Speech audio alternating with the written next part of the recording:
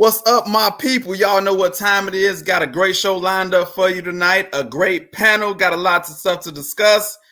Man, Luke Longley has a documentary. Kind of weird, but after The Last Dance, everybody wants to tell their side of the story. We're gonna talk about that, because who's next? Who else gonna get a documentary? We're going Judd Bushler, Jason Caffey, who? BJ Armstrong? He was my favorite player. Anyway, Simone Biles is out for mental reasons. Naomi Osaka loses, and I believe that's her hometown. She had like a home court, but she's out. I got a day in the life of Al. Haven't had one of those in a minute, and I know y'all gonna appreciate it. And Cleveland Indians changed the name, so I want to hear from the people that's in Ohio. We got some people tuning in from Ohio. I got my lawyer joining us today, gonna break down Deshaun Watson. But hey, we got some big news. So listen. Let's lock and load and get into this thing. Y'all know what time it is. Y'all bring your hot takes and your comments, and let's get this thing rocking and rolling. Let's go. We lock and load, Alan Pants. It's the Alan Pants Show. Yeah.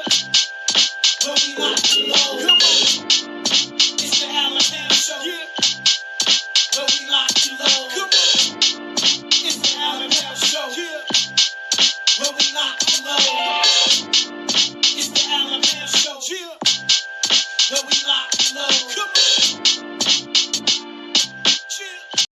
Once again, we are back with y'all Tuesday night. Let me bring these fellas in. This brother is my man. He's a funny guy. I just had to bring him on just because he's funny, but he got a lot of football knowledge to go with it. Now, his team didn't win the ship this year. They lost, but it's a new season coming up. Mr. KC, what's up, my brother? What's up, baby?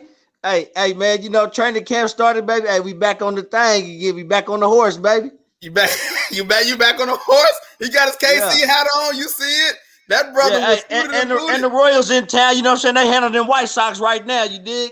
I love that you said the Royals, because my next guest, I played baseball with him. This brother, we just had a show before the show.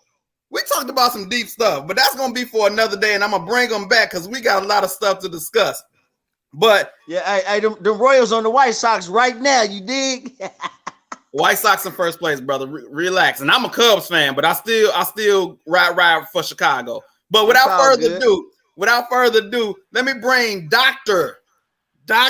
Michael Thomas of Modem Solutions. Hey, man, you seen him with the Kansas City Royals shirt on, man. You a baseball guy. What do you got to say about them Royals, man? No, actually, I love it. My wife and I actually, every year on our anniversary, we go to a different baseball stadium. So she's just as big of a baseball player as I am. Yeah. And we went to Seattle this past year and got to see the house that Griffey built. And actually, Kansas City is on the list pretty soon as well. So and they have like a nostalgic looking stadium too. So I'm looking forward to it. I'm all for it. I'm trying to be like you. Me and the wife made the same plans to go to all the Midwest stadiums, but we didn't make it. I still got to make it to Kansas City. I think we've been to Milwaukee. I've been to Cincinnati, but I still got a couple of more stadiums I got to get to. So we on the same thing that you on. So yeah. And I told you Atlanta is on the bucket list too, because I haven't been to Atlanta. So come on. Oh man, my last but not least, this brother is doing big things in the legal field. So if you need any legal advice, you need a lawyer in the Northwest Indiana, Chicagoland area, Mr. Justin Camper. Today he's attorney. On another day he might be J Camp the champ. But today I'm gonna let you you tell the people, who are you today? Are you attorney or are you J Camp the champ? Which one are you today? I'm attorney Camper today, sir. Okay, so we're gonna be talking some legal stuff with him today. But if he turns to J Camp the champ, if he has a mid-show turn, don't hold it against him. He's still attorney, but just know that other side comes out every once in a while. You seen the Incredible Hulk? You seen how he turns sometimes? He might do that. You know what I'm saying? But look, man, let's lock and load. Get right into this show, man. My first story I want to get to, breaking news today, man, was the Aaron Rodgers reported to football camp for the Green Bay Packers. You got a dynamic quarterback in KC, man, and I know you probably been following up with Aaron Rodgers. KC, what are your thoughts on Aaron Rodgers reporting? Because there's a lot of reports saying is that Green Bay is happy, but it's some reports that's saying it's really just for this year, and then he's going to be able to get out next year. What are your thoughts, man? Being having a quarterback like Patrick Mahomes and Aaron Rodgers just came off an MVP season, man. What was your thoughts when you seen he came back to camp? I was, just as a fan, I was happy that, that he came back and he didn't go to Denver. You did. Bro, you was scared? But, you a little scared? But, like I heard on ESPN earlier, they were saying that, I think he swung and missed. You know what I'm saying? I think he had a different plan and the Packers wasn't budging. Mm-hmm. Okay, watch out. Let me see. The Packers wasn't budging, so it's like, hey, he got to come to camp unless you want to start getting fined. What is it? Hold on. 15,000 a day or something, or something crazy. Do you think who would have won that battle? If they would have fought it out, who's going to win? Because Aaron Rodgers has a lot of power. The QB is the most important position in the NFL. He came off an MVP type season. Who wins that battle if he does not report to camp? I mean, I would say the Packers, because they still a brand. They still got a young quarterback. I'm not saying he gonna be the man, but they still got a brand to uphold, and it's still gonna stay there. Aaron Rodgers, he can't spend too much time, to me, on the sidelines. He ain't got that much time left. He got probably about maybe 3-4 years left. He can't waste time on the sidelines. That's my opinion. And so, he gonna have to come into camp, and they wasn't trying to trade him. Let me ask you this, Dr. Thomas. I don't know if you remember Carson Palmer. He had a situation. In Cincinnati. He sat out a whole year. I think ended up playing for Oakland or something. He was not as good as Aaron Rodgers, but he sat out a whole year. It seems like Aaron Rodgers was prepared to do that, or maybe he wasn't. But he reported. Who would have won that battle? Yeah, I actually think the Packers win that battle. And the reason why I say that is because we're talking about this in context of the season they just came off of. Mm-hmm. Being so close and things clicking and coming together and all that jazz. And then it's almost like the fans deserve an opportunity to actually run it back and to do it for the fans. And I can just see a whole smear campaign, because it would be difficult, I think, for the fans to forgive Aaron, because he can't argue that they didn't have enough pieces because they were so close last year. And in that, I think that the Packers would have been able to have created their talking points to have made Aaron Rodgers look like the bad person, and that he wasn't really there for the fans and really representing for the fans. So honestly, I think it's the Green Bay Packers in this particular situation. And I'll just leave it at that. I'm going to turn to not attorney. I want him to be J Camp the champ right now. Can I get J Camp to come out for a second? Do I need to change the screen and let J Camp the champ come out? I'm gonna put Aaron Rodgers up for a second. You change to J Camp the champ. When I come back to you, I need to be. Can you be J Camp for a second? Hey, it's all in one, man. You got the bundle today. Okay, so J Camp, who would have won this battle? If as powerful as the quarterback position is, what would have happened if he would have played it all the way out? He did play it all the way out, and he lost. Oh, whoa! You think he lost? Of course, it's without question. Okay, time out. The fact that you said that, I'm gonna bring up some of the stipulations in his contract. So it said that after this year, he can void his last year of his contract and become a free agent. Yep. They cannot tag him. So he got some stuff out of the deal. So you a lawyer. Now put your lawyer hat back on. Turn back to attorney Justin Camper. Right. The fact that he won some stuff in this, you don't think that he won this deal? He's still getting paid. Okay, the goal was for him to get out, right? Is he still in there? Was it for him to get out, or is it for him to dictate what he wanted to do after this year? I think the goal was for him to get out this year. I mean, you got a point. That's possible. That's possible. So you saying this year the Packers won, but in a long term, who won? Who won the war? Not the battle. Who won the war? We don't know. Well, He Aaron, might get injured or whatever. We don't know. So we're First going of all, to I really don't care because I'm a Bears fan. I don't really care about the Packers. listen. I hope they lose, but whatever, But really though, we don't really know. Honestly, I can't say that Aaron Rodgers won long term because we don't know how well he's going to do this year. Well, hold on. Well, we know Aaron is going to show up. Like we don't know that he has too much of a sample size to suggest that he's not going to show up. Or even if the team doesn't do as well, doesn't mean that he didn't carry a good brunt of the weight. My only concern is with the NFL, which is not for long, and he's been blessed to be here as long as he has been, is injury. Right? So he goes through the season, he wins if he can stay healthy and in good terms moving forward. Right. The issue with football always is the risk of injury because you and I both know, and LeBron says it best, your best ability is your availability at the end of the day. And he just has to make sure that he ends on a high note, that he's healthy. And he's going to bring value to any team post Green Bay if he decides to make that move. KC, let me tell you my viewpoint because you was worried about him coming from Denver. I was elated that they was having these issues. I'm like, please, yes, dude, sit out, play to do something, get out the division. Let my team. I'm a Bears. Right.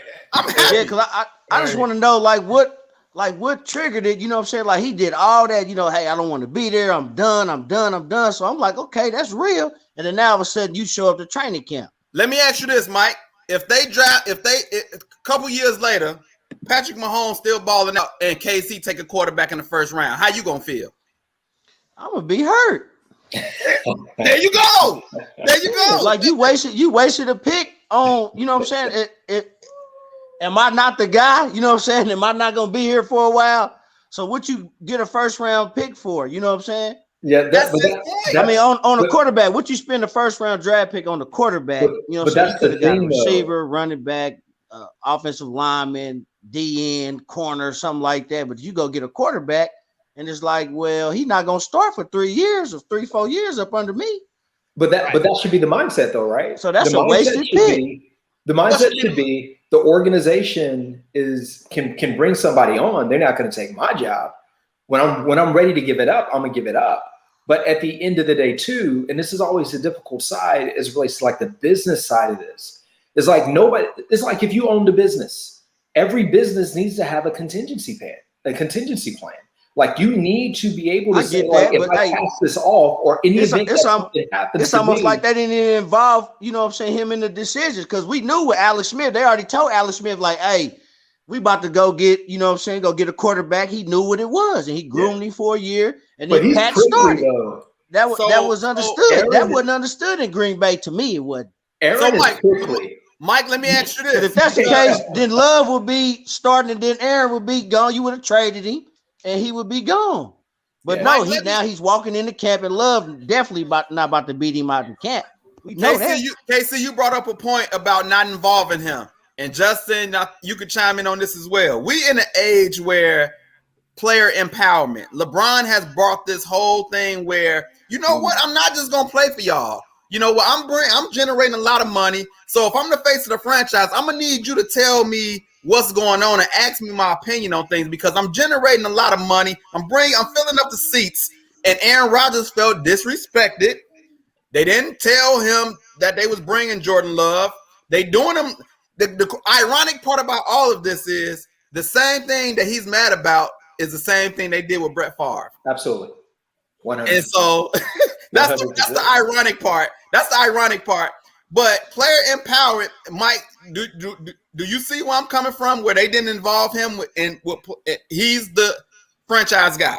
Yeah, I think with Aaron Rodgers specifically, and his personality and what's been rumored as it relates to him just kind of being a no-nonsense type person, sensitive to certain things that are happening around or with the organization, that it would be very difficult. Think about this. If you're in leadership and you're trying to transition your organization from basically a first ballot Hall of Famer and someone who has a prickly personality and is very sensitive. Like that is just a very difficult situation to navigate in leadership specifically. So I absolutely get your point. But then as I think about it, I'm kind of like, all right, if we do these things, do we then create this circus that we have by being forthright and honest, right? And then we lose control of the conversation and narrative. And he's saying that, oh, they don't want me and I'm doing this because of what was told to me. And they don't appreciate everything that I've done for the organization. And then after they retire, they come back and say, well, 5 years later, well, I understand why they did what they did. But nobody hold on. I got one more thing I want to add to that. Okay, I think another part of that, I think his decision was in the championship game that they didn't go for it on 4th down or whatever it was. Like the philosophy, I think that's what he was more upset about. I don't think Jordan Love, because he know he's not going to beat me out in camp. No. He's not going to beat me. So it's the philosophy like, hey, man, we got home field advantage. We at home. We down by 4. Let's go. Or we down, whatever it was. Like, let's go. Like, you know what I'm saying? Then they'll be backed up inside the 5 if we do turn it over. So, you know what I'm saying? Like, what's your philosophy there? Those are great points. Everything that you said is right. Go ahead, Mike. One point I was going to say, Jordan Love should take a deep sigh of relief that Aaron Rodgers is coming back because he can keep collecting them checks. And we also know that his clock is not officially going to start because you all know they move on from quarterbacks really quick. And if he don't show anything, if Aaron Rodgers didn't come back and he doesn't show anything within the first 5 games, in their minds, they could already be moving on. Yeah. So he gets an opportunity to develop a little bit more, keep collecting some checks, build some confidence. So next year he can prove or make it do what it do. Justin, it seemed like when the statement Mike said, it seemed like he was team company over team player. I want to take a poll. I want people to vote. Are you team player or team company? Justin, which one are you? Because it seemed like Dr. Thomas is team company. Yeah, am I getting the right vibe from what I'm getting off? I'm both. It's a balancing act. Nope. Now you both. Justin, what you think? Is he team company or team player, man? What you getting from him? I'm team Chicago, man. That's not the question. We established that already. I'm team Chicago too.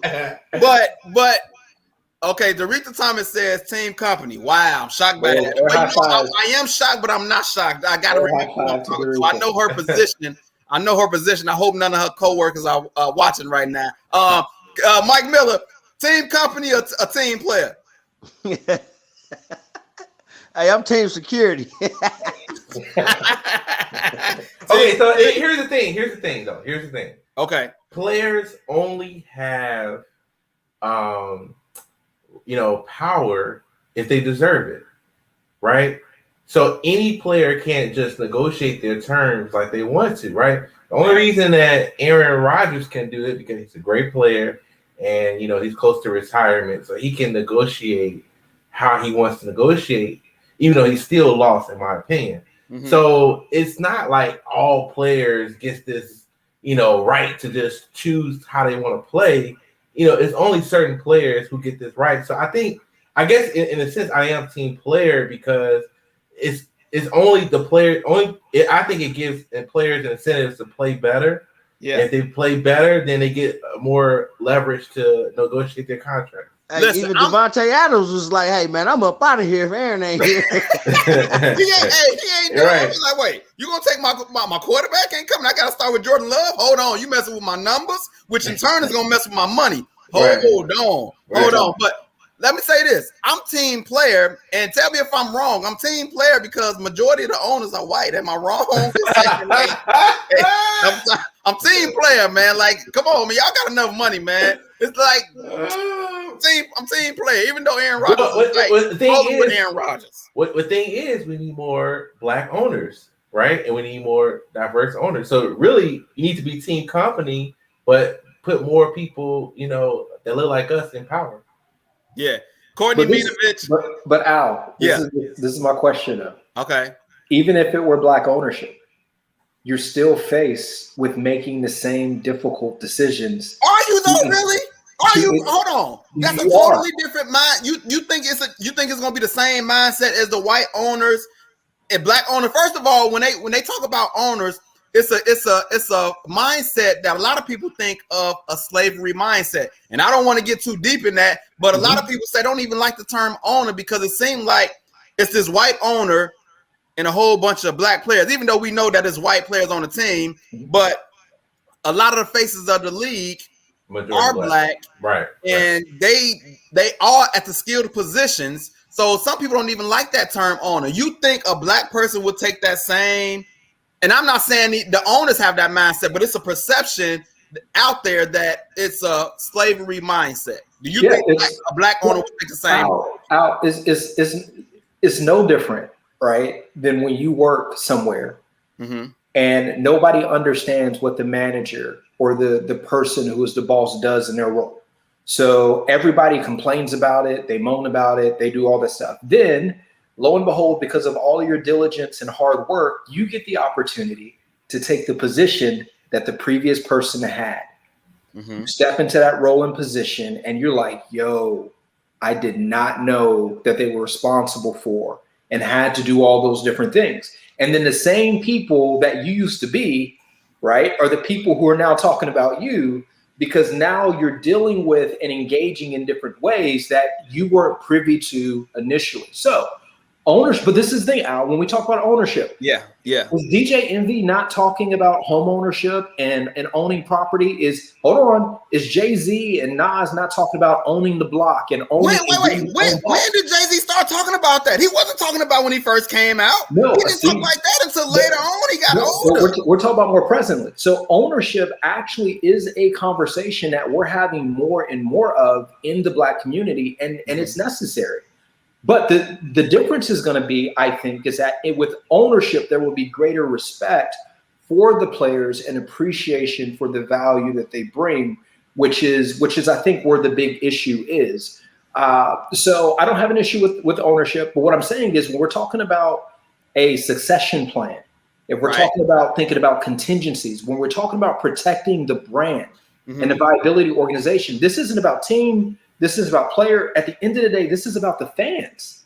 KC, the first thing you did pop it up was like, you was like, yo, right? This is, at the end of the day, this is about the fans. So what are we doing in the best interest of the fans to ensure that we can have a 10-year, a 20-year run instead of going into and then taking another 10 years to get back to where we once were when we could have just avoided all this to begin with. Go ahead, Mike. Some had to go wrong, like I said, the philosophy, in that championship game, you right there. They talking about the Packers on the doorstep the last couple of years. They've been back-to-back NFC championship games.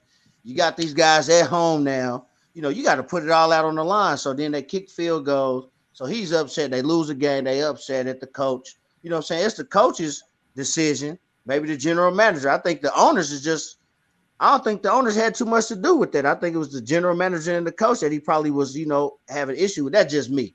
Because it's just like how you blow up like that, after, after the game, or the off season, like, hey, man, I'm out of here, man. Y'all on some BS.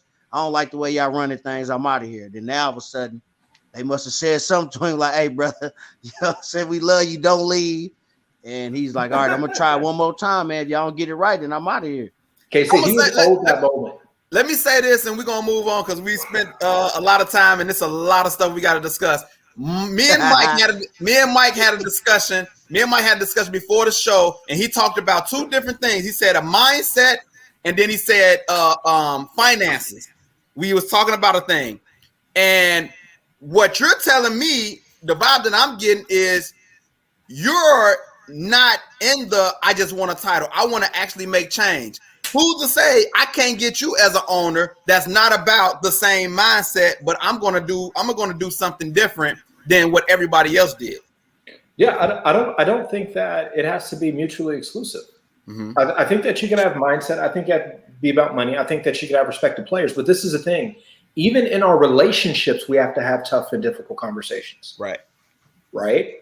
So regardless of who this person is and the affinity that you have for this person, every relationship revolves around difficult conversations. And there are some conversations, just like, what is it, Donnell Jones, Where I Want to Be? You got a Donnell Jones reference? We say, I guess I'm dating myself here. But this is my thing, though. The tough conversations have to happen. The issue, though, is because of your point earlier that players don't feel as if ownership respects them, right? It feels like a jab. It feels like I'm dispensable. And there is an issue as it relates to that. But even if there was black ownership, we would still have to have tough conversations about what's going to be in the best interest of not just you, not just us, but the fans that are keeping us in business. Got you. I'm gonna let you have the last word on that because we got to move on. Doretha Thomas says trade him. He a distraction. He don't want to be there. Shannon Link, so his brand would be ruined while the Packers become something like Heroes. Interesting. She's Doretha's team company. Players need to play. Courtney Minovich, I think she's checking in for Wisconsin. Thank you for tuning in. Shed Alive. There's no I in team. We all grew up in team sports being told that. Does that just stop being true when contracts become involved? When money becomes involved, period. I'm shocked that she took that approach. I thought she was going to be Team Rodgers. I'm shocked by that. Eugene, my man, checking in. Go Bears. Nobody cares about Aaron. I know you care about him. He got it, but he got to care about Aaron because he's still in our division. I want to see him say that when we go up against him. I want that same energy. Don't let me find out Mike be finessing Danielle Jones. hey, real quick, shout out. Hey, they got a new group, Danielle Jones, Carl Thomas, and Dave Hollister, man, called The Shy something. I don't know what just happened. I don't know if they're gonna be able to make it. Hey, LSG didn't make it. I don't know if it's gonna work, but moving on. Hey, J Camp or Mr. Camper. We had a Vikings assistant get fired over the vaccine. Right. Minnesota, same division. Minnesota's assistant coach, he didn't get the vaccine, and they gave him the axe. What are your thoughts on that? Well, my thoughts are simple. I mean, I think that everybody has a right to their own body. Are you sure? I'm 100% sure. I don't have any doubt about that.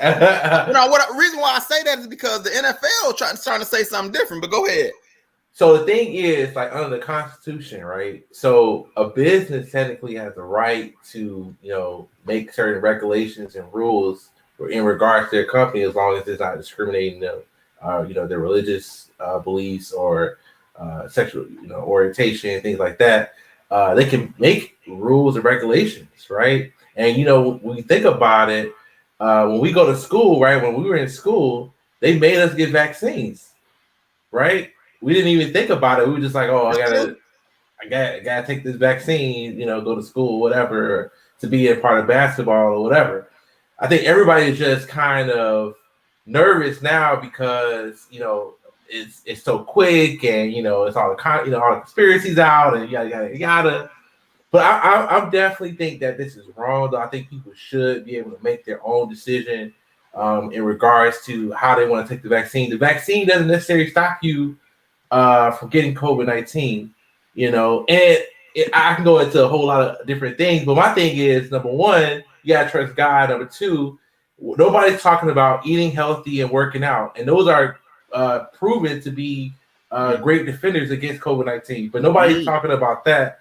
And then also, just keep promoting, washing your hands and doing, make sure you're taking proper procedures. Nobody's talking about those things enough. They just keep focused on this vaccine like it's just this, the end all be all, which I don't think it's the end all be all. I think it's good that some people get it, but everybody has a right to their own body. But you can't really blame a company for wanting to put regulations. That sounds like two different things he's saying right there, Mike. Which one is it? Do the company get the right, or do the man got the right? I don't know what's going on, Mike. Tell me which one it is, brother, because I can't gauge it. It's a lawyer answer. Yeah, I think this is a very difficult situation for all parties involved. I forgot both of y'all name was Mike. Yeah, I was gonna say I'll defer. Go, yeah, Casey. I wanted to get your opinion, bro. Which one is it? It can't. Do he got the right, or do the company got the right? I mean, I think the NFL, man, they in the business of making money, right? That's my thing. So they lost out a lot last year. So I think this year they like, hey, we not losing no more money. So if your coaches, your players don't want to get vaccinated, then they're either out of there or they're going to get fined because we don't want you threatening the rest of the team. Because now you got to forfeit the game. If you got an outbreak and you can't control it, you got to forfeit the game. So they not playing that.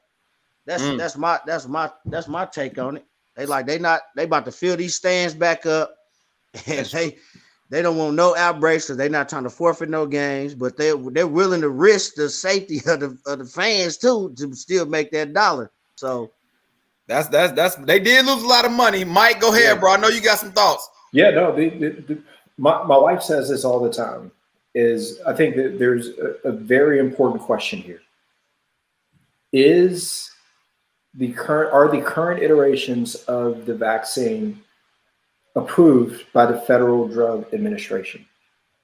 Hey, what position coach was he? What kind of coach was he? I just knew he was an assistant coach. I know, and I know anything under a head coach, you ain't got a lot of power. I'm gonna say that. That's first off. I agree. The fact that he did that, he must.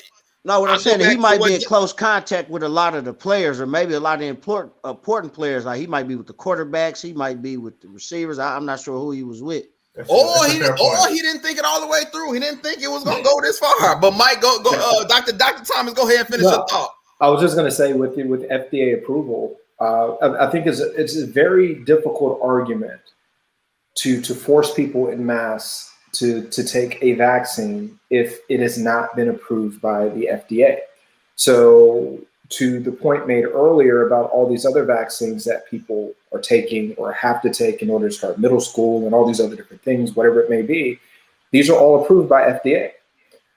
So as someone who is thinking, all right, this is not approved by FDA, this is our governing body to ensure that the we laughing at the comments. Sorry, Mike. We be looking at the comments. No, I'm not laughing at you, brother. Eugene Russell. Yeah. So if you see us laughing in the middle of your take, you mind us, man, because we got. I'm listening to you. I just seen that pop up. I'm like, man, this guy's funny. Yeah, my bad. Go ahead, bro. No, I just think that's a big point in conversation.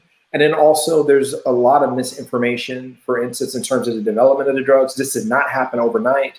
mRNA technology had been in development for years up to this point in which we use that same technology to create more effectively and efficiently this current vaccine.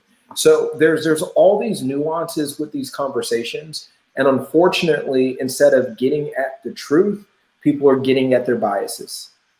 I want to talk about DeAndre Hopkins. He deleted a tweet and he said, I'm questioning my future as an NFL player because he didn't want to take the vaccine. He deleted the tweet. I think he got a little hot, or maybe saying old boy got fired or something. I don't know what happened, but he deleted the tweet. But he's not the only person that feels like that. Now, Bruce Arians, coach of the Tampa Bay Buccaneers, he's actually fining unvaccinated players who break protocol. Like Justin Camper said, even if you vaccinated, it don't stop it. So my question is, and I think one of his players, Leonard Fournette, is not on board with taking the vaccine. So we're going to see how this plays out. And we know that vaccinated players and unvaccinated players got two different set of rules. Yep. Vaccinated, they can go out about, do whatever if they catch it. Long as you vaccinated, cool.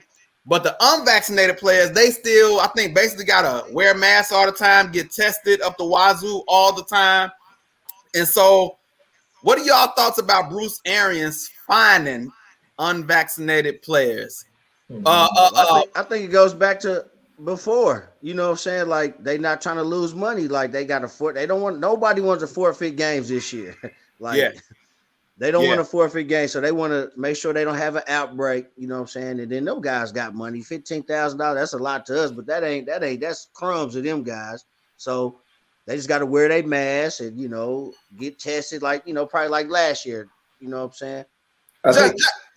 Because our long snapper, just real quick, the Chiefs long snapper is out right now due to COVID, but he already got vaccinated, and so now it might not be as bad as it was if you wasn't vaccinated, but he's still out. They had to sign a long snapper like yesterday to be in camp.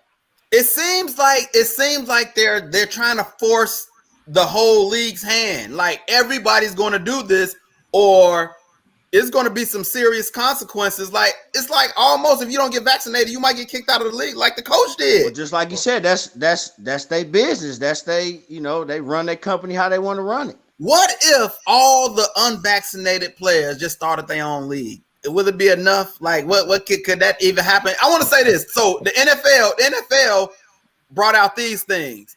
COVID crackdown. If a player that's unvaccinated causes an outbreak and they have to suspend the game, or the team actually is going to have to forfeit the game, which is adding more pressure on the players again. Like you're just trying to make them feel horrible. Like, oh, because of you, we had to take an L. Yeah. And say players from both teams lose their game checks. So now, not just your team, now the other team gonna look at you crazy. Yeah. And then responsible teams could face financial penalties, whatever that means. I don't even care about the last one, but the first two, bro. Justin Campbell, when you see that, what are your thoughts? Honestly, so I thought this was outrageous because how can you figure out who caused the COVID, outbreak to really start? And then on top of that, like you said earlier, if you vaccinated, you still can technically pass it. So you can't really control, and you can have masks on, you can do everything right. There's so many people who said, I literally did everything right. I stayed away from everybody. I did everything they told me to do, and I still caught it, yada, yada, yada. So, I mean, you can still do all the right things and still catch it. So I think that they are wrong for trying to punish the outbreak. I actually kind of agree more with the coach. I forgot which coach it was that had the fine for people who violate the protocol, because that's a clear, person that violated this. What they did. They could have avoided, this fine by, following the protocol. I think what they should do is more fair to do is just actually punish people who violate protocols instead of punishing people when they catch COVID-19. I mean, that's ridiculous. Yeah. Mike, so Bruce Arians is fining players. What the NFL is doing? Is it fair? Is it fair or not fair? Fair or foul, if I can use a baseball term. Yeah, it honestly, and this is the tension behind this conversation. So we're speaking about this in a context of sports right now. Mm-hmm. But communities are having this conversation within communities. Family members are having these conversations with family members in terms of saying, we're vaccinated, we're about to go to this cookout, but I don't want them to come because they're not vaccinated, and so on and so forth. So what we're seeing is a microcosm of a much larger conversation. It's a very difficult conversation that a lot of people are having. So is it fair to people who are trying to take every precaution that they can to protect themselves, their loved ones and families, especially to Justin's point, if they have someone who has diabetes, hypertension, lung issues, things of that nature, that's more susceptible to experiencing the more difficult consequences of the virus? And then on the flip side, is it fair to people who generally, when we look at death rates and things of that nature, it usually skews up with older populations. Mm-hmm. And then really people in the middle, when we don't really see that the high rates of death when we look at the numbers and things of that nature. But then it's also about who you're connected to and other people who may be at risk and what risk factors they have. So there are a lot of people who have different reasons why they're doing it. So fair or foul, is it fair to the people who are trying to take precautions? That's a good point. Right? That's a good point. It's going both ways, and even in the locker rooms, we're having this conversation. But I think the problem is it's all swayed to one way. They not trying to meet him at a happy medium. It's like, no, you gonna do what we gonna do, and that's it. And we the powerful NFL, the number one. And you can still catch it being vaccinated. That's the thing that gets me. You can still catch COVID and you got vaccinated. Yeah, but it mitigates, it lowers the possibility of your actually catching an infection. And then also beyond that, if you do happen to catch it, the severity is less. So I just want to be very, very clear to anybody who's watching, just in case nobody has told you this, COVID is not going away. And we see the numbers rising up again. No, I want to be very, very clear here. This virus is not going away. We can manage it. we can lessen the risk, we can learn therapeutic treatments or whatever we need to deal with it to ensure that everybody's healthy and happy and things of that nature. But this is not going away. So this conversation right now is still rooted in this whole notion of different people's perspectives and views on what's best for them and their family. The NFL, all sports leagues and things of that nature, that money that they got through television kept them afloat. If we were to look at the financials right now of all these organizations, and they're going to have to play catch up. Yeah, they can't risk, and it wouldn't be good for television either in terms of just understanding the nuances of this to say, oh, people have COVID and we're still playing anyway, right? Yeah. Then that completely goes against what the president is trying to do and his health person is trying to talk about. So there's the political and PR. That is and true. The money side of this, and there's just no way to play this perfectly except to say we're doing everything that we can, take every precaution to keep everybody safe and stay in line with some of the leadership and what we're trying to drive in that regard. Go ahead, Justin. I had a question for Mike. So are you saying that you think the NFL is being fair right now? I just wanted to get that clear. In terms of being fair, actually, I can't say what is or isn't fair right now because again, that's not enough. Is that enough for you? I get it, but what I'm getting at though is like, in order to take these type of bold measures and steps, these are being preempted by something, right? There's information asymmetry here. Yeah. So that's just like if my kid does something and I'm really, really harsh on him for something that he does, and a parent from the outside looking in may say, oh, why are you so harsh on your child? But you don't understand the context in terms of why I'm having this conversation and how many times I had this conversation before we even having this conversation now. Now, from the outside looking in, you would say that is not, you would call foul. Right. But until you understand the context, you don't understand fair.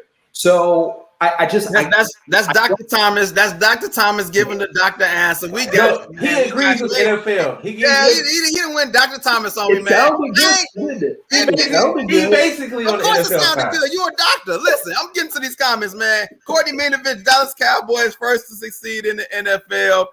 Eugene says, I hope, as a Bears fan, I hope Aaron Rodgers and Devontae Adams catch COVID when we play. I hope Andy Dalton catch it all season too. Wow. Oh my goodness. He wants Justin Fields to start by any means necessary. I hear you, brother. I hear you. And he said, Dr. Fauci got paid off. This is not going away. You are correct. I want to get to Mr. Justin Camper, my lawyer.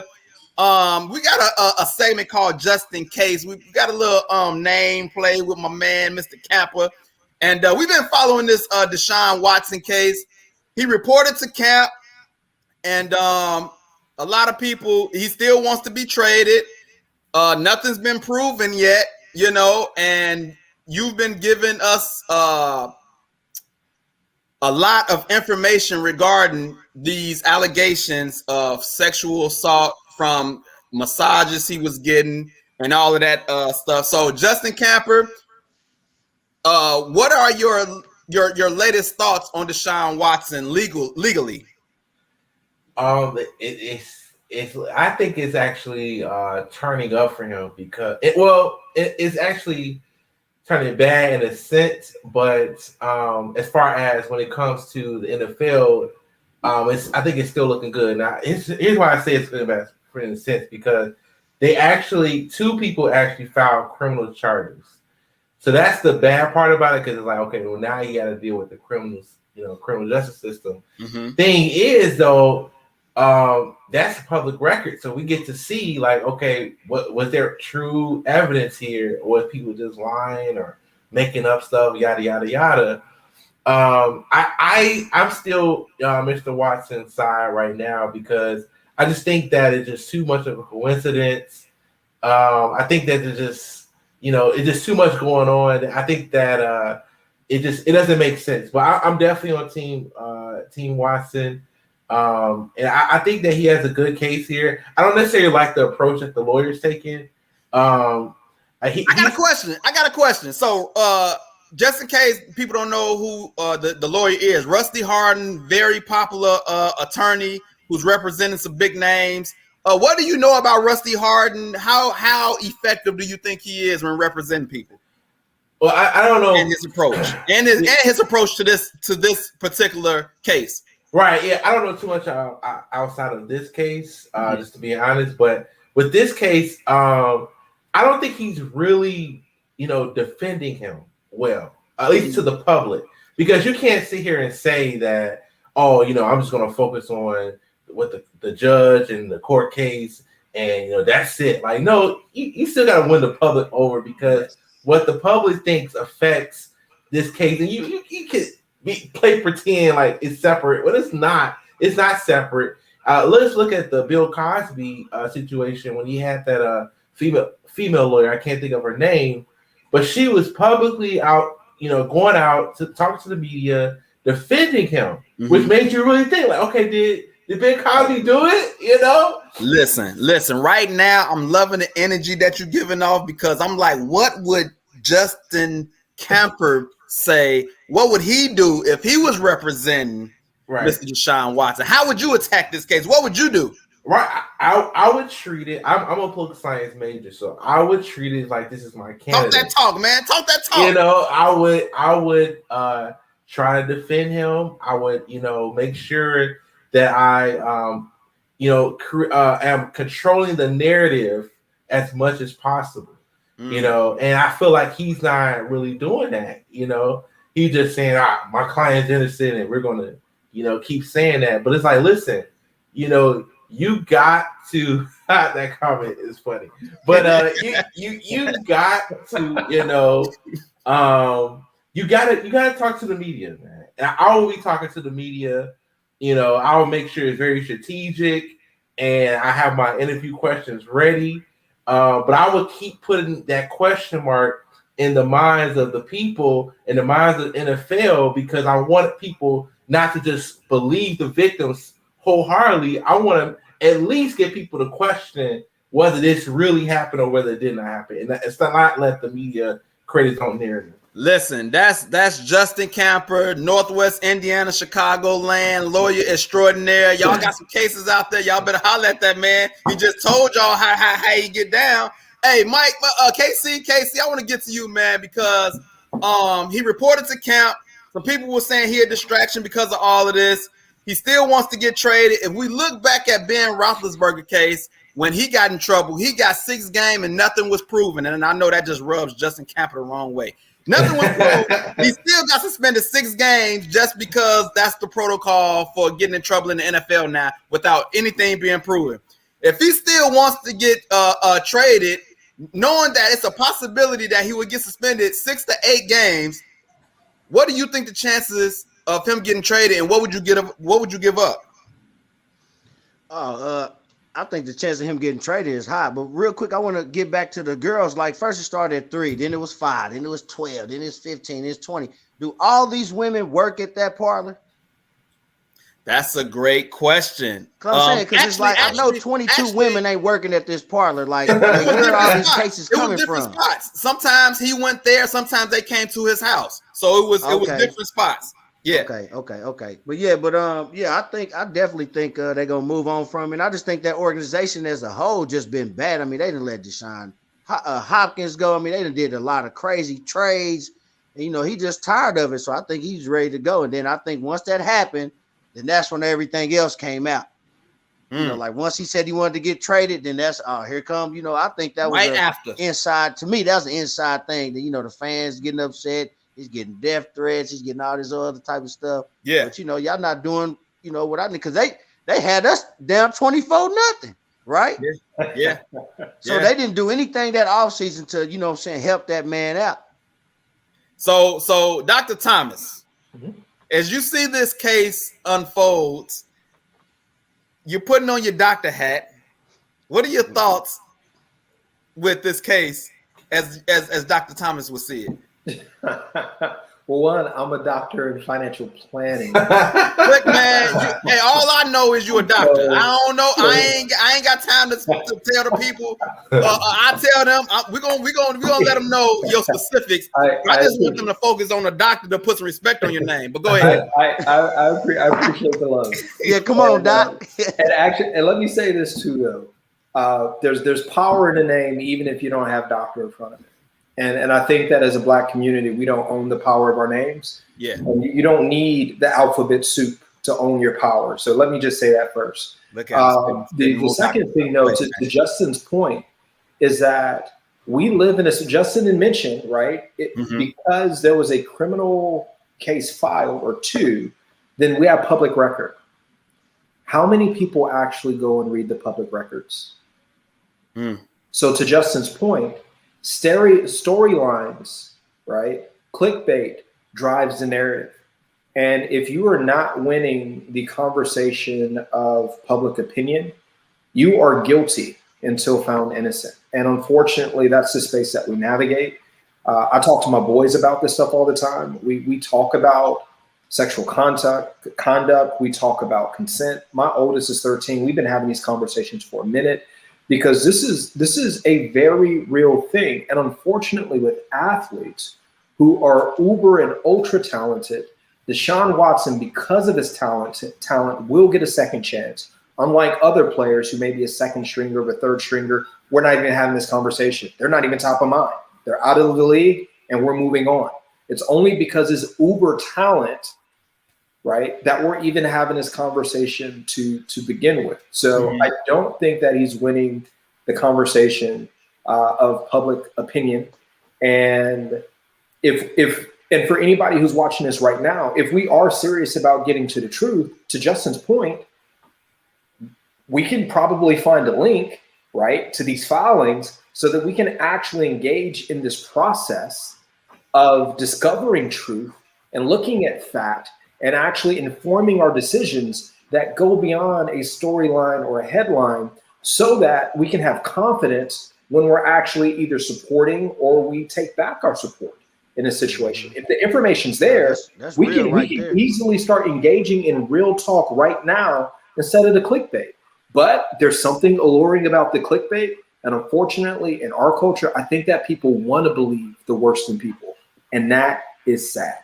I just want some proof myself. Casey, I want to get to you, man, because I want to know when he gets traded, if and when he gets traded, what's the best fits? Because I have a number one team that I think has a great chance to get him. And I want to see if anybody's on the same mindset as me. Casey, if he gets traded. As far as fits, I'm hearing, from what I'm hearing is Houston want, 5 top picks, at least 3 first rounders for him, maybe a player, stuff like that. So everybody's been saying Denver Broncos because the Broncos have a nice defense. They got all the offensive weapons, but they don't trust my man Locke out of Missouri. And I like Drew Lock, but I don't think he, is going to get them over the top like a Deshaun or Aaron Rodgers would. And everybody's still kind of putting Deshaun Watson in Miami because they loaded with talent. They loaded with a defense, and Tua is just kind of like on the border. So, would these teams give up a lot, for Deshaun? I mean, I don't know. I mean, to me, I think you would have to win now. Like, you would have to win this season, and then for him to come into your organization right now, like he would have to be there right now for training camp, to get a camaraderie with your guys and stuff like that. So let me tell you, I would say just, I think Denver would be a perfect fit because Denver, has a dynamic, they got receivers, they got running backs. A little offensive line might be a little shaky, but I don't want to see him in Denver. But I think that would be the best fit for him, and he's mobile too, or Miami. But I would say Denver 1 and Miami 2. Denver 1, Miami 2. Denver 1. Eugene said trade him to Washington football team. I don't know if they have enough to get him. That's another good team. Let me tell you the squad. That's interesting. I like that. I like that. that. That's a great one. I like yours too though with Denver because they not sold on that QB situation. But I'm going to go to an odd team. It's odd, but it's not odd. If you know the owner and the situation he was in, they kind of go hand in hand. And if you know the owner who got in trouble, you know where I'm going. And I'm going to Mr. Robert Kraft in the New England Patriots. Okay, Cam Newton didn't have a good year last year. I think he's on the last year of his deal. They drafted Matt Jones, so they got a rookie. But Robert Kraft got in trouble, I think, in Florida. He got off. Nobody said nothing. No proof, no nothing. It went away. Trump was in office. That was his boy. It went away. Deshaun Watson is in trouble. He might, hey, listen, I know how to get you out of this. Come on over here. We're going to make this happen. And New England going to be back at the top of the mountain. Hey, Mike that's Thomas, cool. what are your thoughts about that thought process? Am I off? Am I totally off? Robert Kraft got in trouble. You still got Belichick out there. Belichick not giving up no 3-1s. That might be true. That might be true. Go ahead, Doc. Al, honestly, if you want to have a fiasco in terms of storylines of Deshaun going to New England, that would be the worst possible thing. To say that we're connected and we have a brotherhood because of it, I just don't think that's the way to go. You can't say they don't go behind closed doors. Hey man, they did that to me too. I mean, that's messed up, ain't it? Because evidently Meek Mills, right? Me too. That's the Me Too movement. Me Too. It's unfortunate, but I just don't think that's the way, my man. Okay, Eugene Russell, Cameron Newton is done. I love him, but he done. Kraft out there finessing hookers, and it went away. He was videotaped doing it. Definitely, he was videotaped. I forgot about that. It was on videotape, so he got videotaped and still got off. All right, Justin. The question though was it permissible in court? Because again, when we're talking about the legality of things, right? That's our justice system. Like you just don't blindly walk into this system. Okay, right. Attorney. I'm sorry. I'm not saying that it was right, but I'm glad that Eugene put that up there. So it was videotape, like Dr. Thomas said, it probably wasn't permissible, but it's no videotape on Deshaun Watson or nothing, and it's still lingering. Kraft stuff went away. I think probably in a less time frame. I might be wrong, but what is no tape? How do you think this is gonna fly, attorney? Well, I mean, that doesn't necessarily mean anything. To be honest, I mean, that means something to us, but firsthand testimony, matters a lot. Of course, they're gonna be cross-examined, and they still gotta be proven. But I mean, it doesn't necessarily mean anything that they don't have videotape. But I would say this though, on the Kraft situation, I think he pleaded guilty to that, and he had to, but they didn't give him any jail sentence or anything like that. I think he had to do something low level service or whatever. So I was just making sure that's out there for clarification that he didn't get off per se. Russell said it just went away. He said it went away. Well, we're not talking about it anymore, but he admitted it and he apologized. So but he had some great PR then, because right after that they were like, look, they did Olivia Pope. Get this up out of here. Hurry up, get this up out of there. KC, I think you had a thought, brother. Go ahead. Oh yeah, I want to ask Justin, like, hey, so let's say Deshaun gets off, right? Everything goes away, whatever. Now, are the people that made these accusations, can they get in trouble? Or can they get, like some actions on them, for falsifying, filing fake claims or whatever that may be? Yeah, I mean that's a crime. I mean, that's definitely a crime. I don't know if he's gonna actually go through the process of filing charges, but he can sue them, and he can sue them for money, and he can, that's a crime. It's called false information. So I'm sure he can file charges. It's just crazy how just all these women, right? Just all of a sudden just following suit, domino effect. Like, oh, you know what? He touched me, or he did this, or he did that. Then everybody got all these fouls. Now, with all this in Texas, where all these parlors he was at was in Texas. I believe so, but I'm not for sure. I believe so. They in Texas, but it's not for sure. Eugene Russell says, right, defamation of character. I don't know though. White women gets away from everything. Emmett Till. That brother then went all the way back to Emmett Till. That brother. We're gonna move on, man. I want to get to some baseball, man. We had some news, man. Cleveland Indians changed their name from the Indians to the Guardians. Mr. Dr. Thomas, I played baseball with you. You probably done been to the Cleveland Stadium. It's been a lot of news regarding changing names, as we see Washington football team now, and the Blackhawks said they not changing their name, but they was in some heat as well. The Indians, known as the Tribe, they decided to change the name. Is offensive to the Native Americans. The Guardians, though. First of all, what do you think about the whole changing of the name? And then tell me your thoughts about the Guardians, because I got one, not a fan of the Guardians because it just reminds me of the Marvel Cinematic Universe and the multiverse and all the stuff that's going to happen. So that's just frame of reference, given this time frame that we're in. That's immediately where my mind goes. In terms of changing the name or actually revisiting the way that we've not necessarily have memorialized Indians or Native Americans and just indigenous populations, I think that there is something to this conversation. So with me, I live in Georgia right now. We go to the Braves game. We're at the Braves game literally every other weekend whenever they have a home game. And even just doing the tomahawk chop actually causes me to think about the same conversations we have about cultural appropriation in the Black community and how we've culturally appropriated things from indigenous communities and actually pay no real respect to indigenous communities, understand the history of indigenous communities. I have a book right now that I'm reading. Go ahead and plug that book.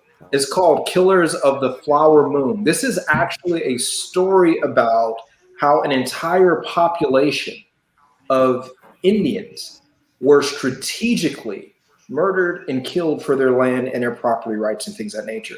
So the same conversations we're having within the Black community are not that much different than the same conversations that have been had in indigenous communities. And the fact that when we have these conversations, we're so far removed from this population because of reservation ties and a lack of interaction and real history as it relates to it. Are we culturally appropriating things, right? And as a Black community who is very sensitive to cultural appropriation and things being used out of context or not given credit for, not valued as, I think that we should be doing more to stand up for these conversations because we know exactly how it feels. KC, they're in our division, in your division with the Royals. So now when the Royals play the Guardians, like you laughing. So is that the first thing that comes? Like, yo, do you just laugh now when you play them? Like, oh man, we got the Guardians coming up. I mean, I get it. You know what I'm saying? Because the Chiefs, we're going through some of the similar things, but I think, the Chief was, to me, it's a sign of endearment. That's a leader, right? Mm-hmm. But they did away with war paint. I don't know who y'all know if war paint is a horse that runs around after the Chiefs score touchdowns or whatnot before the game. And so they just came out. The team president just came out this week and said that they're doing away with that. I think they did away with the tomahawk chop in Kansas City. Certain songs they used to play. So they're getting away with some of those things. But as far as the Guardians, I'm like, man, what was y'all thinking, man? But like you said, those are just rich billionaires. They can come together. They can name their team whatever they want. Absolutely. Like when New Orleans came out and named them the Pelicans, dog. Are you serious? The Pelicans? Come on, man. There's so much good stuff in New Orleans and Louisiana that you named them the Pelicans, dog. Right. Which one is worse? Like you said, you got the Guardians. As soon as he said Guardians, I'm thinking, Groot and my man Guardian of the Galaxy. Right. Justin, what are your thoughts, man? Well, and the logo is terrible. Go ahead. I would say that I think my thoughts are a little controversial. I actually like the name, and I like the logo. It's better than Washington football team, so okay. I think it's something to work with. My thing though about did they have to change the name? And I'm not. I'm going to say that I'm ignorant to this conversation. So I'm not 100% sure of what the Native Americans are saying is so foul about it. Mm-hmm. But I don't know, from the outside looking in, does just calling a team Indians make it derogatory? Dr. Thomas, can you comment on what he's talking about? Yeah, actually, I'll be honest with you. I wouldn't necessarily say that it's derogatory, but I would say that using the name without actually legitimately paying homage to, or actually really representing a representation of this particular population could be something that could be off-putting, because so much of what we know of Indian populations, unfortunately, are in a form of caricature, right? And that's literally us kind of backpedaling from these caricatures that ultimately was this at this point. Then we brought it down here. Now it's this at this point. So I could even imagine, if we go back and look at historically how these things were used, just like with Black people, things may not look a certain way now, but will, from a historical standpoint, go back and say, well, it went from here to here to here to ultimately get here. That's not enough, right? And I think because of the lack of education and the fact that we don't really have real conversations, historical conversations about these populations, I don't think that we fully understand the hurt and the trauma that's been caused here in America. And if we were to put the shoe on the other foot, right? If someone were to appropriate something from Black culture and then place it on a team name and things of that nature, but bring no light, no history, no anything, no resources, no nothing to the space, we would probably cry foul too. But that's my point. I mean, why are we trying to save face by changing the name? Like, okay, if the issue is that we don't pay homage to Native Americans, then let's pay homage to Native Americans. Why do we have to change the name to save face, to act like, you know, we're doing something good? Let's actually do something good instead of, you know, just saving face. That's a big conversation. But Justin, you know, today's culture, anybody who's offended, they're looking to change everything now. Some of them are legit, some of them kind of a little soft, but that's into interpretation of the person. You know what I mean? So to you, it might not be that much, but to others, it's a big deal. I want to get a couple of comments in because Eugene says Albert Bell and Jim Tomey in the record book is a guardian. That's hilarious. That is hilarious. Courtney Minovich said, questions for Justin. I don't know if I quite get it. She says, how long before Indiana loses its name? Do y'all get what she's saying right there? Because I'm lost. Yeah, she just making a joke about how long the state of Indiana gonna change their name. Okay. All right. Okay. I thought. Hey, so look, that's it. Yeah. I appreciate that, Miss Minovich. Thank you for that. Hey, I want to get to some more baseball news. So, the Cubs just played the Indians. The Reds, and we got a storyline building up between the Cubs and Amir Garrett, the pitcher. He's a left-hand pitcher from the Reds.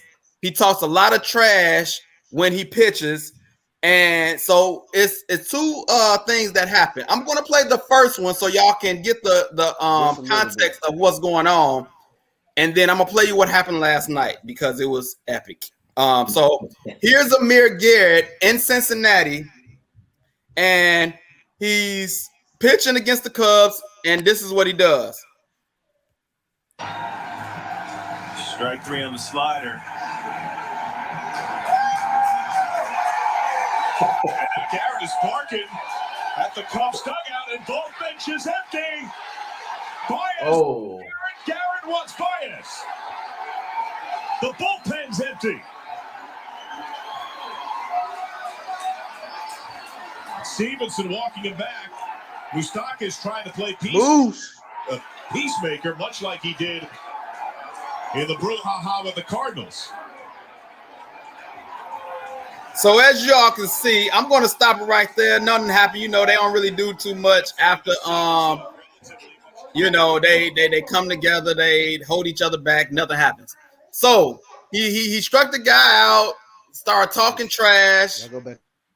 And then, and for everybody who's been sticking with us, I know we usually cut it off about now, but we having fun. We having fun, so just have some fun with us. We're gonna go a little bit past today.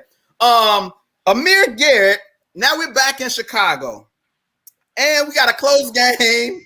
And Javi Baez is up to bat against who? Amir Garrett. So we're gonna see what Javi Baez does in return to what he did in Cincinnati. Hey, I like it. Hey. Let me go back. Here we go. Javi Baez. Ready deals. Drilled in the air, center field. Javi is just staring at that. And that is that. And Baez letting Garrett know. Okay, so y'all seen that? Mike, I want to ask you something. Hold on. What was that move that Javi did? I don't know that bat. What was that? Looked like a sweep or something. Do you know what that was? That was a. Do you have anything on that bat move? Casey, was he saying that we? Well, I know he called me KC, but I'm sorry, Mike too. So he said Mike. You know, I be getting confused. Thomas, I'm trying to distinguish the two Mikes. Dr. Thomas, what was the bat move that he was doing right there? I don't know outside of a sweep, and if that was a sweep, I have no idea where that. That makes sense. That makes sense. That it might have been. It might have been a sweep. Did you like? Did they sweep them though? I don't know. I don't know. I haven't. You know, I'm a Cubs fan, but they've been terrible this year, so I haven't been keeping up with them that much. But do you like the retaliation from Javi Baez? My thing is, if you're going to dish it, you got to be able to take it. And one of the things that I hate about American baseball is that it's so stiff, and there are all these unwritten rules. If you look at baseball in Japan, if you look at baseball in Dominican Republic, in Cuba, like the fans are lit in the stadiums.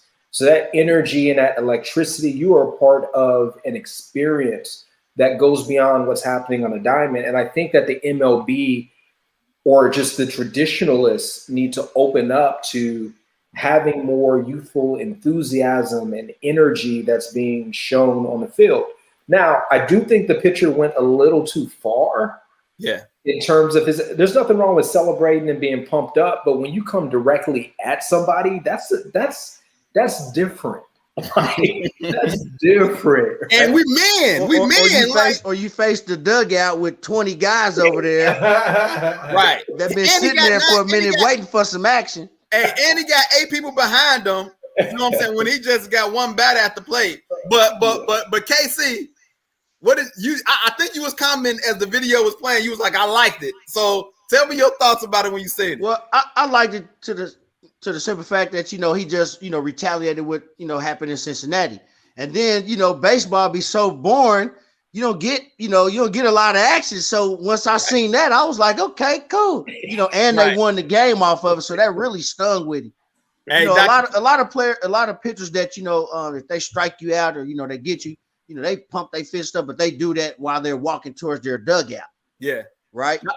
And so, of course, everybody's watching you.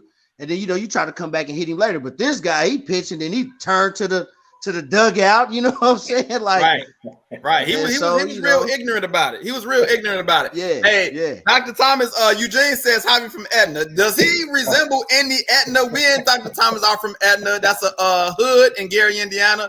And he's saying that Javi had some hood ways right there. Was it any hood in Javi right there? No, I mean, I think the one of the characteristics that I picked up from growing up in Etna is basically just having heart. Mm-hmm. Right? No matter what you do, you got to demonstrate that you have heart. And what Javi basically showed is that he got heart. He ain't gonna back down. He remembered what happened. And it ain't like everything is all cool just because we had a series in between time or whatever it may be. Right. I'm coming at you when I get a chance. And I hope it's a big moment.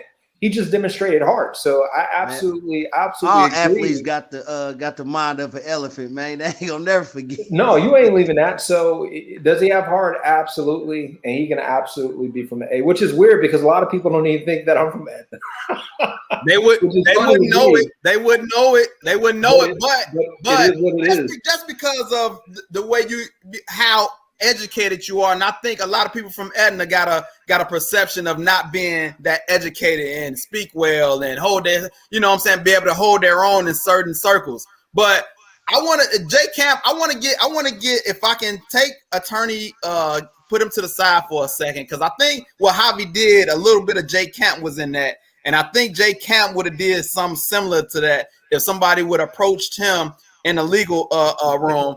Do you do any of those antics in the legal room? Do you do any of that? Like, how does J Camp act in the courtroom if he come out? You know, honestly, it's all about the client, right? So, ooh, that's interesting. You know, it's like, hey, you know, if it's gonna make my client think I'm the man, you know what I'm saying? I'm gonna talk stuff. I'm not gonna do it like rude, but I'm gonna, you know, act a certain way if it's gonna make my client. Example? Can I be the client and you be the attorney real quick? No, it's not. I can't give you an example. It's just like y'all just won the case. How you go act after y'all won the case? I'm gonna have J Camp. That's what I'm talking about. J Camp. Yeah.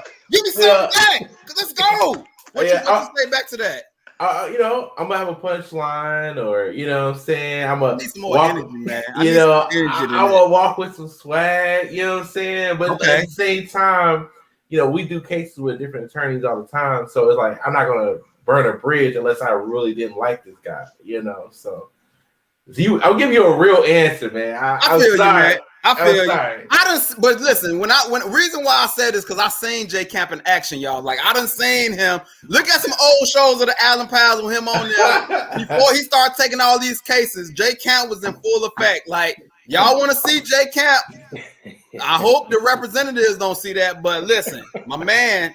You know, hey man, you know, I got my own firm now. I got a reputation, you know what I'm saying? He done changed. He done changed. Come on, man. He done changed. Hey, Eugene Russell said, don't be doing Christopher Darden, JC. Nah, I ain't doing that, man. Nah, man. I ain't doing that. So look, I want to get to my segment I haven't done in a while. It's called A Day in the Life of Al. And in Day in the Life of Al, I tell you some different scenarios that happen with me, different things that happen, funny, sad, whatever the case may be. This time I went to a get-together, not of my own doing. The wife said, hey, her friend is having a party.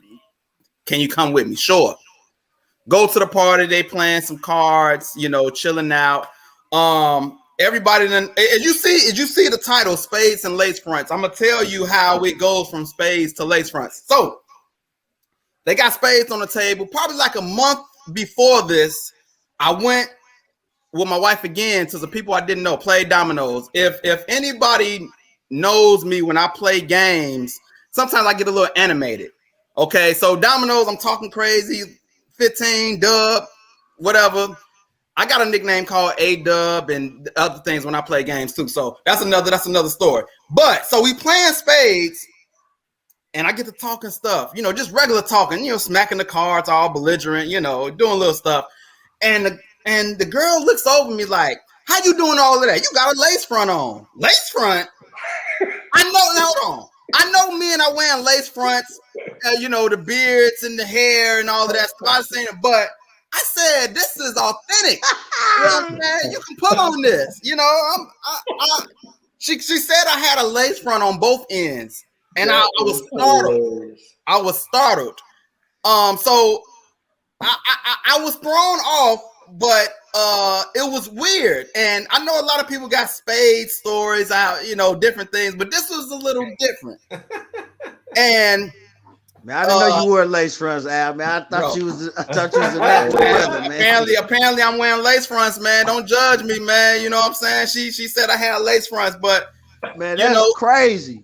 The fact that men wearing these is so prevalent that she's even questioning that speaks to a much larger issue. Listen, my stuff it's not even perfectly, you know, if you're gonna get a lace front, it's gonna probably be perfect. You know what I'm saying? It's gonna be even all over the place. I got a little twig here, a little twig there. You know, this ain't all the way shaped perfect. She said it was a lace front. Eugene Russell says a woman told a man he has a lace front. You are not from Edna if you did. Bro, that's what I should have said. I was like, you know, I'm from Edna. That's what I should have said. That's what I should have said. That should have been my comeback. Justin, do you think I would ever wear a lace front? Oh yeah, for sure. But what my thing is, I was playing. No, but women go through this all the time. So I mean, have you ever asked a woman, is that natural? Never. Yeah, I'm just saying, like, you heard someone ask that or had a conversation about it? You know what I'm saying? Listen, if you would have seen the person who told me I had a lace front, you would have sworn she had a lace front or something. It wasn't natural, but that's neither here nor there. You know what I'm saying? But she definitely had some extra pieces that wasn't hers. But that's just me. But so is it wrong for guys to ask women that question?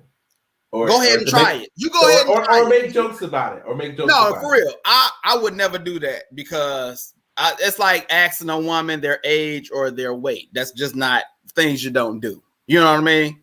You do know that, right, Justin? I'm asking the question. I'm asking you. I'm trying to get informed. I'm asking you. You do know not to ask women their age and their weight, right? Depends on the woman. Hold on. Okay. KC, do you think Justin would ever ask a woman their age and their weight? What yes or no? How old are you? No. I'm about to put you on mute because I don't believe you.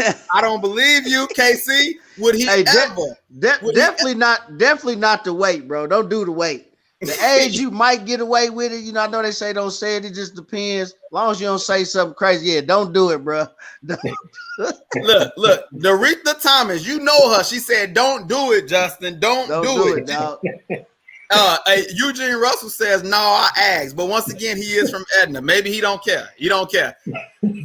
Doctor, do you think Justin Campbell would ever do that, or is he just trolling? I think he's just trolling. Yeah. But based on the conversations that we had about Robert Kraft and Deshaun Watson and things of that nature, you might have to ask questions about age if you were in that space. Yeah. So just be mindful of that. Protect yourselves. Right on. Listen, we got a few more topics we're gonna run through real quick because we way past, but I'm having fun. So what I'm gonna say, real quick, Simone Biles, the great gymnast, out for mental health. Naomi Osaka eliminated. Dr. Thomas, I want you to talk about Simone Biles because I think we talked about it a little bit before the show. This mental health is coming more and more serious and more frequent.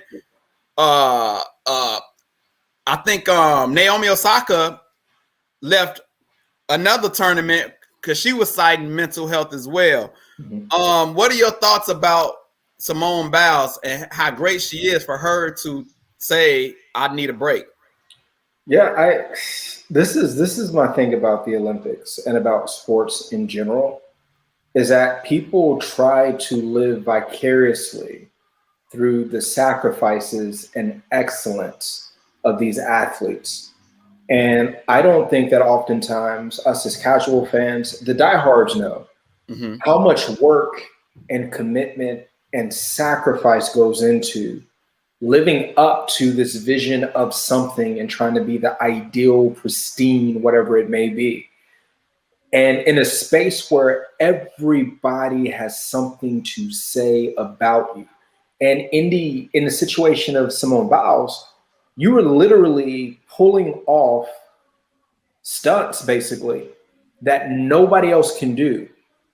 Yet you still have people questioning and saying things about her. Like there's no end to the criticism, to the ridicule, to the lack of fairness, so on and so forth, when you're actually thinking about greatness. And I think a lot of people think that, oh, when I have all the money, or when I finally do this, or I win a championship, what's the news line the next day? Can they do it again?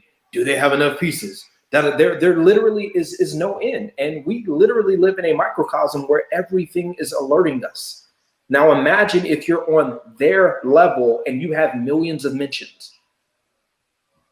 Yeah. Yeah. Like that, I don't think that we've really grasped like how significant of an issue this is. Because back in the day, you weren't inundated with tons of messages about people having to say this about you and something messing with your money or whatever it may be. That just wasn't the case. This is the case now. And because we're overwhelmed and inundated with constant information, imagine if somebody on your job every step of the day had something to say about what you did, how you did it, and whatever it may be. It would drive you insane. Right. And this is the type of pressure that these people are living up to. And mental health needs to be recognized. We're not back in yesteryear where people could just not read the paper. Right. Right. Or not turn the TV on. Right. Or your phone. Right. Whatever. Right. Radio. You can't get away from it. It's constant noise. Justin, I think we've had discussions about mental health before as well, man. For the great Simone Biles to take a break for mental health, Naomi Osaka did it earlier, man. What was your thoughts when you first heard it? Well, my thing is this: there is a cost to being great. Okay, the higher you go up, the more the criticism, but the rewards are great as well. I mean, I'm sure we will all be okay with her net worth right now, right? So, but my thing is that I'm glad that she's taking care of herself. I'm glad that this is not a sad situation or a suicide situation, right? So I'm glad it's not that extreme. However, I think that she needs to put things in place to protect herself. Hey, I'm not going to look at the news or yada, yada, yada. Or she has a strong circle around her that she trusts, her friends, yada, yada, yada. These are my friends, these are my confidants. This is my counselor. Focus on that. I mean, I just feel like, you have to prepare better for this because this is what happens. And it's my last thing I want to say about this, or unless you want me to say more, but she called herself the GOAT. And I think that's just too much pressure to put on yourself while you're playing. You know what I'm saying? At least call yourself that after you're done. Like, so you can say, listen, nobody done this, and that. But to call yourself the GOAT, the greatest of all time, while you're competing, that's too much pressure on yourself. Okay, that's a good point. Casey, first, number one, is she the GOAT? Like, was she wrong in saying she was the GOAT or not? And two, is it easier said than done to already have that stuff set up, like the good support system to make sure all of that? Because I think sometimes we like, oh, they should have just had this when it's not that simple. Casey, what you thought? I think people use the GOAT so fluently nowadays to where, the Olympics been around so long to where we can't go back to 1950. You can, and then see who was, it might be somebody back then that outperformed her, right? We don't, what I'm saying? I'm not a historian. I don't know that right now, but everybody using the GOAT. Maybe because that's just using that as of right now, who's on top of stuff right now. Right. I can't say she's the GOAT. You know what I'm saying? But the girl's good. But man, all this stuff is crazy, man. Like you wait every 4 years to go to the Olympics. You're supposed to be at at the highest of peak. You know what I'm saying? You're supposed to be outperforming your competition, outperforming the world, showing everybody your talents. But they saying she's doing stuff nobody's ever done before when it comes to the different vaults and different things like that. And I think how was that her fault though? I'm saying when it comes to the GOAT conversation, she's probably saying she's the GOAT because she's doing stuff that nobody's ever done before. You know what I'm saying? That's why I think the GOAT. That's why she's saying that. Okay, so for 4 years from now or 8 years from now, somebody can outdo her stuff. You know what I'm saying? I'm sure back in 1900 or 1988, somebody did something they'd never seen before. Right. It was a 1905, a 1904 GOAT.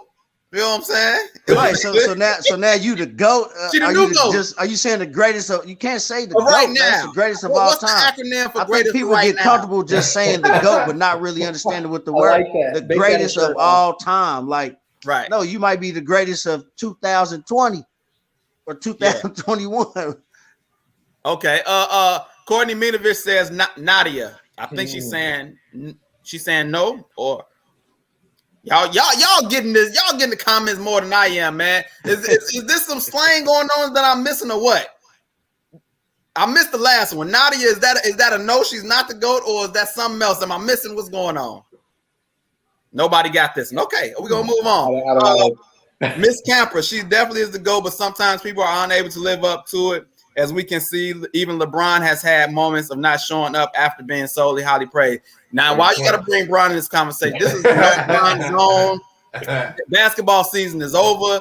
You know, and you brought LeBron, and I'm not the biggest LeBron fan, but I appreciate the comment. But you could have left LeBron out. But thanks, Miss Camper. No, that's a great comparison because I bet it was, Mr. Camper. No, but that's a good point. It's a good point. I'm not for real. Go ahead. But I was gonna say, even with Michael, did Michael call himself the GOAT? I mean, I don't know. Maybe you guys can inform me. I don't think he ever called himself the GOAT while he's playing. I think he kind of now is kind of like indirectly saying, "Yeah, I am the GOAT." Yeah. But like, I don't think he's ever like put on that burden himself, say, "Hey, I'm the GOAT," you know. And then but then LeBron, you know, he called himself the king, right? And then he put that pressure on himself, and what does he do in big moments all the time? And this is why you don't like him, Al, because tell it. He screws up. Tell it. He screws up in big moments. All right. You know? In fairness, in terms of Simone Biles and calling herself the GOAT, she has lived up to it in every competition. Right. For the past whatever it may be years. Right. So the whole idea of the greatest of right now, absolutely. But we're still speaking to the same thing. So her issue has not been her capacity not to live up to that status, to that stature, whatever it may be. Sure. She's an absolutely brilliant gymnast. And to your point earlier, Al, doing things technically and safety-wise that have been that the individuals who rate these performances, I guess, have discouraged others for even attempting to do her routines and at the level in which she does it. That says something pretty significant. Mm-hmm. Now, the stress, though, that comes with this. So are we saying that if I label myself the GOAT, that even if that's true, that opening myself up for constant criticism is par for the course? And as fans, is that our right to criticize? Yes. As a fan, you can do, especially when you're not at the event and they facing nothing, you can definitely criticize on your couch, on this show. Alan Powell show, that's all we do here. I get it to that point. But what I'm getting at, though, is this whole notion of this idealism of perfection to fulfill some fantasy of fandom that we place on individuals to live up to, that then also has pressure as it relates to people's money, people's performance, even now with betting and things of that nature, fantasy sports and all these other different things. Mm-hmm. Like, people are starting to realize that my performance could actually impact somebody's money. And based on my performance and just being human, mm-hmm. that doesn't mean that you call me whatever you want to call me. Criticism of your performance, I think, is perfectly okay, because I think athletes do it. But it's going to happen in this world. That's going to happen. Like, you okay? So wait, can we not do that? Like right here on this show? No, we can do it. My whole thing, though, is when can you not do it? When are you saying you can't do it? What I'm saying is that if we can dish it as individuals, can we take it as individuals? People talk about me all the time. No, but this is the thing, though. If I came, like, I'm a personal finance person. Everybody talks about they need help with their money. Right. Yeah. But if I come in and I start criticizing and talking about what you're doing, how you're not doing it, why'd you make that boneheaded decision? Why'd you go eat out last night and you know you didn't have the money eating out? Why'd you put that on a card? Why? But this is the thing, though. That's No, I agree. I agree with you. But I and was nobody wants to hear it in real life. Hey, it depends how Dr. Real Thomas. talk. It Nobody. depends how If I Dr. come Thomas into said each it. of y'all's budgets, That's the key. and I start evaluating your wealth position, your debt position, whether or not you have a will or estate, or whether or not you have healthcare proxy or advanced directives, and all these different. Nobody wants to hear it. Right. When it's that type of level of nobody takes it. Nobody's. Most people don't want to hear it. What's the percentage? Give me a percentage on the people you talk to. Give me a 100%. Let's just keep it 100 right here. If I just said within this group or people watching right now, if I said, hey, I work in this space, I serve people, right? Yeah. Will you open up your finances to me so that I can criticize your finances and try to get you on the right track? Most people are going to say no. There is a level of intimacy. There is a level of connection, heart connection to these things. And when people think that they're doing the right thing or whatever it may be, there's a lot going on. But nobody wants me to just go in their books and evaluate every financial decision you are making every day because you said you want to achieve this goal of wealth creation. Yeah, I can do that. Nobody wants to hear it. In the real world, nobody wants to hear it. Eugene Russell says, I agree with you. But I think when we're talking about Simone Biles and then we're talking about you coming in, telling people how it is, it might be a little different. But I want to get back to Miss Camper. This is the last LeBron comment that's going to be made on this show today. One thing that got on my nerve is when he said he was the GOAT too. And he said he was the GOAT when they came back from 3-1 against Golden State in 2016 on his show. On the shop, when we came back, that's when I thought I was the GOAT. Trash. Okay, moving on. Courtney Minovich said Nadia in 1976. She said she had like 4 perfect 10s or something. I'm going to have to check that out. Thank you, Miss Minovich, for that. Maurice Tisby, they have also lowered her routine degree of difficulty for the routines, does just to give other gymnasts a chance. She is the GOAT. So he thinks she's the GOAT. Eugene wasn't, LBJ. I ain't say his name. Wasn't LBJ reading the book in 2012, The Hunger Games? Fam, he had mental health issues too. Delonte West. Oh, that's a low blow, man. That's a low blow. He said Delonte West. KC. Hey, I remember when Doc was earlier, you were saying, like how you get the information, so quick, right? Yeah. So when the Simone Biles came out, first time when I seen it, she got injured. She was out. So that's the first thing I thought, like, oh man, her ankle's hurt. And that's what ESPN reported first. Right. And then it was something else. And then when I heard her, when I got off and I actually listened to her, she was just, like, hey, I'm just drained, right. I'm mentally drained. Like I let the other girls go ahead and do it. And, hey, they brought home silver. Okay, but my thing is this. I know I'm like prolonging this topic, but my thing is this. I just want to say this. Okay. Like, that's because she wants to be perfect. And maybe she could have. So you saying her standards are so high that she can't just. Is that a sign of greatness or that's a negative? No, that's a negative. That's the thing. That's the thing. It comes to a larger conversation. Can you be great and still fail? Can you be great and lose? That's a good conversation. We're gonna leave it right there. So with her performance, you said with her performance, if she was in there, they would have went straight to gold or no? We don't know. I don't know. No, we'll never know. Honestly, no. If she was in the routine, they would have had a great chance of getting gold. Hey, it's not nothing's guaranteed, right? Right. But she is that dominant of a force. This conversation is great. I got a couple of questions, then we got to get up out of here. The Team USA lost again. I just want to know, have the world caught up? Yes or no, real quick around the board. KC, yes or no, have the world caught up to USA basketball? No, I just don't think those guys are taking it as serious as they once did back in the day. I said yes or no. This brother still gave me a take, but I ain't mad at you. Dr. Thomas, yes or no? Have the world caught up? Yes or no? Yes or no? I would say no. No, good job. Mr. Campbell, yes or no? Have the world caught up to USA basketball? Well, it depends on how you define caught. No, I'm just playing. No. That's what's up. So what you say, yes or no? No. No. Okay, so y'all saying it's Popovich. Moving on. Listen, Luke Longley is getting a documentary.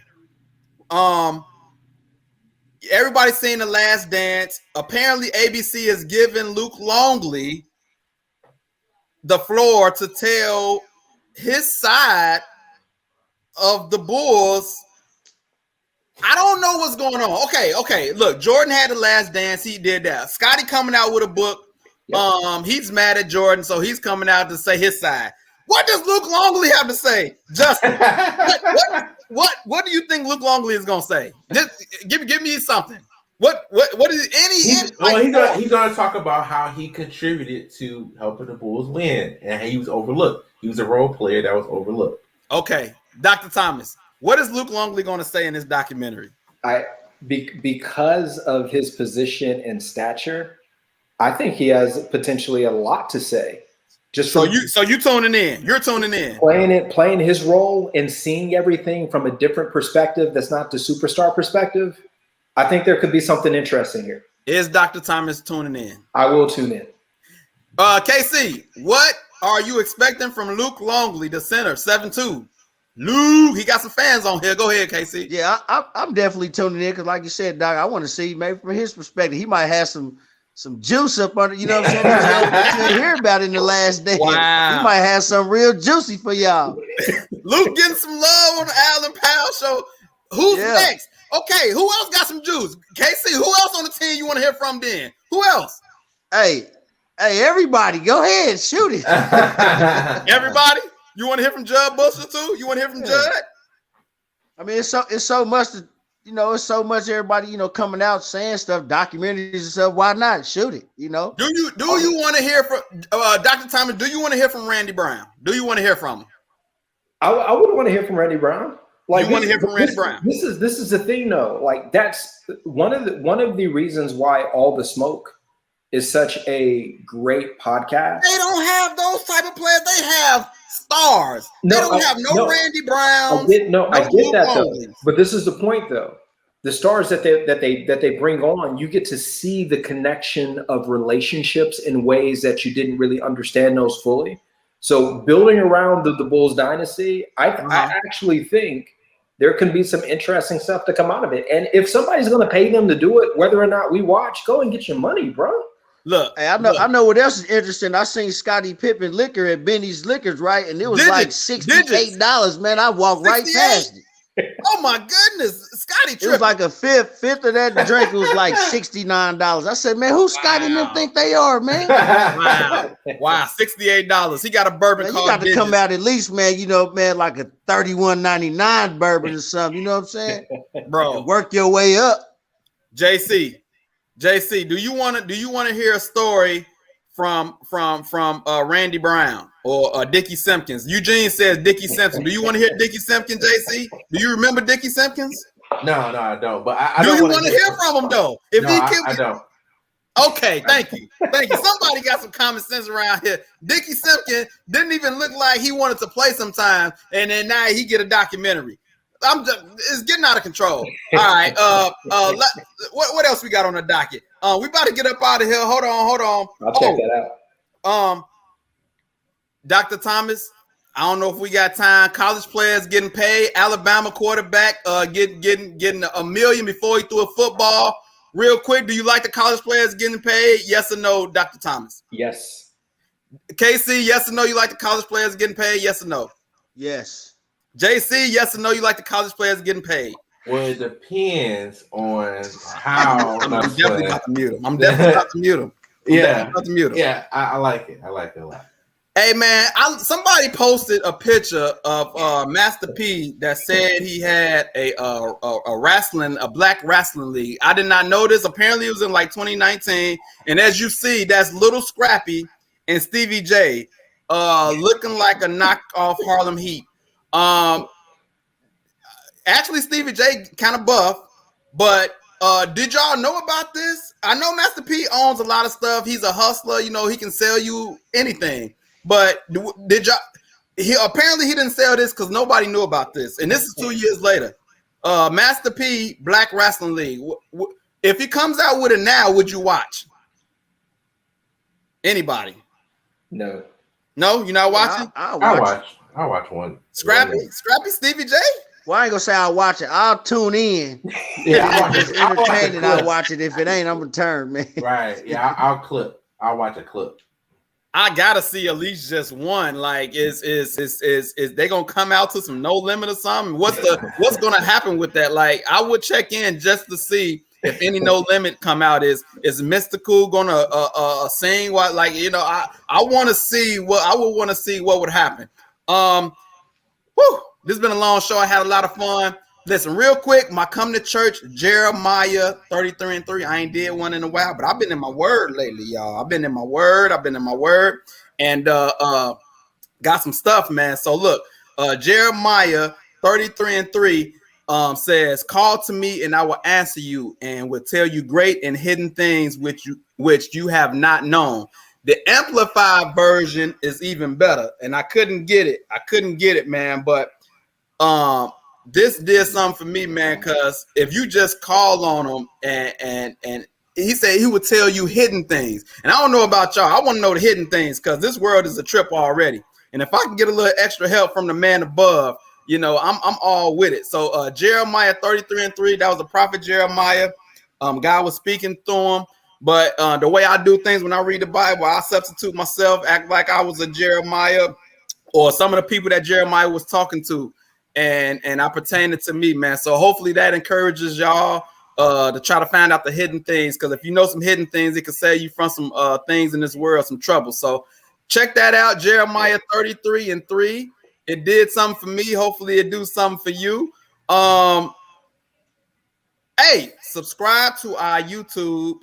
Follow, like, and review our Facebook page. Follow us on Instagram. Look, hey, merch on sale. Look, this is a polo. All my golf people, look. Rock your Allen pals on the golf course, man. We all over the place, man. We got jerseys, baseball jerseys, basketball jerseys. I've been rocking it, man. And they was like, man, I like you repping your own stuff. Yeah, that's what we do, man. Follow us on TikTok, clips and all of that, man. This is a long show. Might have a lot of clips. Everybody gonna have some funny clips. Listen, I appreciate y'all. We about to get up out of here, man. It's been a long one. I appreciate all of y'all for hanging in there with us. KC, appreciate you, brother. Good meeting you, Dr. man. Thomas, holding us down in Georgia.